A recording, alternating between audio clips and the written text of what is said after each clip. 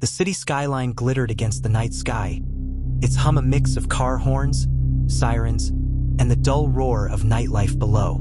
On the rooftop of the Crestline, a luxury 28-story apartment building downtown, the air was cooler, quieter, except for the screams that pierced it shortly after 11:45 p.m. When security guard Andre Lewis burst through the rooftop access door, he froze. Lying face up near the ledge was Jessica Monroe, a 29-year-old marketing executive.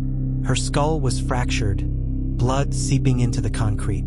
Her phone lay smashed a few feet away. Her designer shoes were off, one heel snapped. And on the railing, faint but visible in the moonlight, a bloody handprint. Jessica Monroe had everything on paper. She'd graduated near the top of her class, landed a well-paying job at a major ad firm, and was known for her charisma. To her colleagues, she was sharp and ambitious. To her neighbors, polite but reserved. But detectives would soon learn that behind the gloss of her life were secrets, rivalries, and fractured relationships. Detective Carla Jennings arrived on scene, flanked by CSU techs. The rooftop was sealed. Check the stairwell cameras, elevators, anything from the last 2 hours, she ordered. The forensics team began their sweep. The bloody handprint on the railing was partial but distinct. A wine glass, half empty, sat near the rooftop chairs. It held both Jessica's fingerprints and someone else's. Security footage showed Jessica entering the building lobby at 10:41 p.m., looking tense, speaking on her phone. She went straight up to the roof. Minutes later, another figure entered behind her.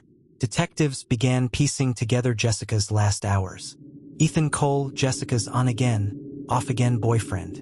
Their relationship had been rocky, filled with breakups and reconciliations.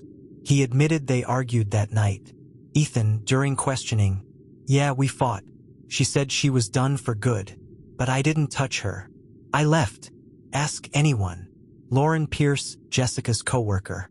Several employees described Lauren as being overshadowed by Jessica at work. Hours before Jessica's death, the two had clashed over a major client account. Victor Ruiz, the building's property manager. Jessica had filed multiple complaints against him for inappropriate behavior. He had keys to every part of the building, including the rooftop. Each had motive. Each had access. The wine glass came back with DNA, Jessica's and Ethan's, that fit his story. He admitted they'd met on the roof to talk things through. But the bloody handprint told a different story. It didn't belong to Ethan. It belonged to Lauren Pierce, the coworker. Detectives confronted Lauren. At first, she denied everything. But when pressed with the forensic evidence, her facade cracked.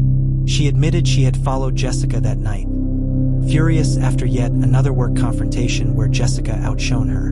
On the rooftop, words turned to shouts. Jessica threatened to report Lauren for unprofessional conduct. Lauren snapped. "I didn't mean to kill her," Lauren whispered through tears. "I just shoved her. She hit her head. I panicked." But the medical examiner's report painted a colder reality.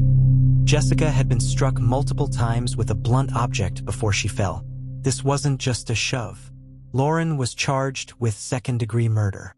Ethan, once the prime suspect, was cleared. Victor Ruiz, despite his reputation, had no connection to the crime that night. The case shocked the city, not because Jessica had enemies, but because the killer wasn't the jealous boyfriend or the shady manager. It was the colleague sitting across from her desk every day. For Detective Jennings, the rooftop crime scene lingered. "Everyone expected the story to end one way," she told reporters later. But the truth was sitting in plain sight the whole time. And sometimes, the person you least suspect is the one standing right beside you. Because in the city's highest places, ambition can turn deadly, and the killer may not be who you think. And that's how it all unfolded. What a ride, right?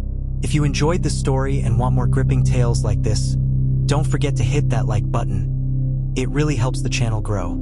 Share this with your friends who love a good twist. And of course, subscribe so you never miss the next chapter.